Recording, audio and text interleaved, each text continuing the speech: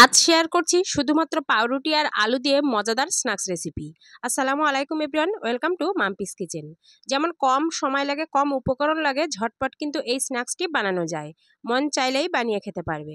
আর তার আগে বলে রাখি, তোমরা আমার ইউটিউব চ্যানেলে যদি নতুন বন্ধু হয়ে থাকো, প্লিজ চ্যানেলটা সাবস্ক্রাইব করে রাখবে। ফেসবুক পেজ থেকে দেখলে পেজটাকে ফলো করে পাশে থাকবে এরকম নিত্য নতুন রেসিপি পাওয়ার জন্য।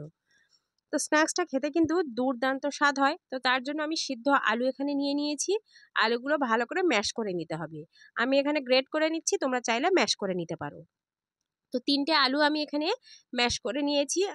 বেশ পরিমাণে আমি আলু বেশি নিয়েছি, তোমরা কমিয়ে বা বাড়িয়ে নিতে পারো, কোনো অসুবিধা নেই। তার মধ্যে দিয়ে দিলাম পেঁয়াজ কুচি। আমি এখানে ছোট সাইজের একটা পেঁয়াজ কুচি দিয়েছি স্বাদ মতো নুন, দিয়েছি গোলমরিচ গুঁড়ো, জিরে গুঁড়ো, আর দিয়েছি ঝালের গুঁড়ো, আর দিয়েছি গরম মশলার গুঁড়ো, দিয়ে দিলাম চাট মশলার গুঁড়ো। তারপর ভালো করে মিশ্রণটা একটু মিশিয়ে নেব। আমি এখানে চামচটা সরিয়ে রেখে হাত দিয়েই ভালো করে মিশিয়ে নিয়েছিলাম। তো দেখতেই পাচ্ছ মেশানোটা আমাদের কমপ্লিট হয়ে গেছে। এরকম স্ন্যাক্স কিন্তু পাউরুটি দিয়ে আগেও আমার চ্যানেলে আছে, তোমরা সেগুলো চাইলে দেখে নিতে পারো। তো তারপর এখানে আমি পাউরুটিগুলো নিয়ে নিয়েছি। পাউরুটিগুলো আমি এখানে সব পাউরুটিগুলো নিয়ে নিয়েছি। আমি 1 প্যাকেট পাউরুটি নিয়েছি। আমি বাড়ির সবাইয়ের জন্য করছি, ওই জন্য আমি 1 প্যাকেট পাউরুটি দিয়ে করছি। তোমরা চাইলে কিন্তু বাড়িয়ে অথবা কমিয়ে নিতে পারো।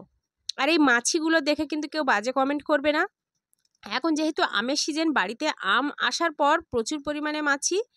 তো তারপর মিশ্রণটা আমি রুটির মধ্যে দিয়ে দিয়েছি, মানে আলুর যে পুরটা তার উপরে দিয়ে দিয়েছি টমেটো সস। তারপর উপর থেকে আরও একটা পাউরুটি আমি দিয়ে ভালো করে একটু চেপে চেপে সেট করে নিচ্ছি।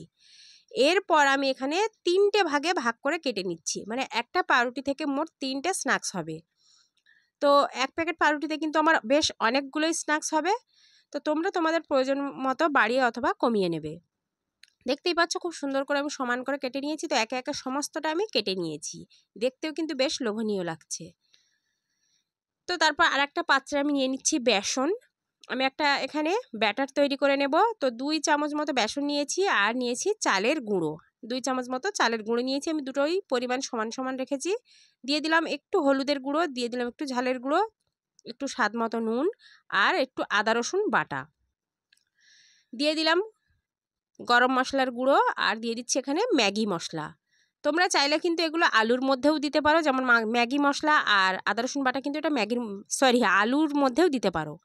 তো তারপর পানি দিয়ে আমি একটা পাতলা ব্যাটার তৈরি করে নিয়েছি। খুব বেশি পাতলা না, আবার খুব বেশি ঘন না। ব্যাটারটা ভালো করে মিশিয়ে নিতে হবে যাতে কোনো দলা পাকিয়ে না থাকে। তারপর একটা করে পাউরুটি স্লাইস, মানে যেটা পুর ভরে রেখেছিলাম, সেটাই ব্যাটারের মধ্যে দিয়ে দেবো। তারপর কাঁটা চামচের সাহায্যে উল্টিয়ে পাল্টিয়ে ব্যাটারটা ভালো করে গায়ে মাখিয়ে নেব। দেখতেই পাচ্ছ কতটা সহজ আর কম সময় কিন্তু লেগে যায়। তারপর মিডিয়াম আঁচে তেল গরম করে রেখেছিলাম, একে একে আমি তেলের মধ্যে সমস্তটা দিয়ে দিচ্ছি।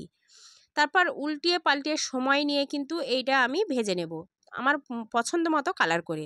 তো এইভাবে পাউরুটির মধ্যে আলুর পুর দিয়ে কে কে এইভাবে স্ন্যাক্স করে খেয়েছো অবশ্যই কমেন্টে জানিও। আর যদি না খেয়ে থাকো তাহলে এই রেসিপিটা থেকে অবশ্যই একবার ট্রাই করবে। ট্রাই করার পর কেমন হলো সেটা কমেন্টে আমাকে জানাতে পারো। তো দেখতেই পাচ্ছ খুব সুন্দর গোল্ডেন ব্রাউন কালার এসে গেছে। এই পর্যায়ে আমি তুলে নেব একে একে। দেখতে কিন্তু বেশ লোভনীয় হয়েছে। তো একে একে সমস্তটাই আমি এইভাবে ভেজে নেব। তো তারপর আমি টমেটোর সস দিয়ে আমি সার্ভ করেছিলাম। আর দেখতে কতটা সুন্দর হয়েছে তোমরা দেখো। তো ভিডিওটা ভালো লাগলে প্লিজ বেশি করে একটু শেয়ার করে দিও, আর কমেন্টে জানিও কেমন লাগলো, যাতে করে অন্য বন্ধুরা শেয়ারের মাধ্যমে জানতে পারে বা তৈরি করে খেতে পারে, উপভোগ করতে পারে। অবশ্যই শেয়ার করে দিও। তো টমেটো সসের সঙ্গে খেতে অসাধারণ লেগেছিল, অবশ্যই তোমরা ট্রাই করবে। তো আজকের এই পর্যন্ত, দেখা হবে আবার হয়তো অন্য কোনো রান্নার ভিডিওতে।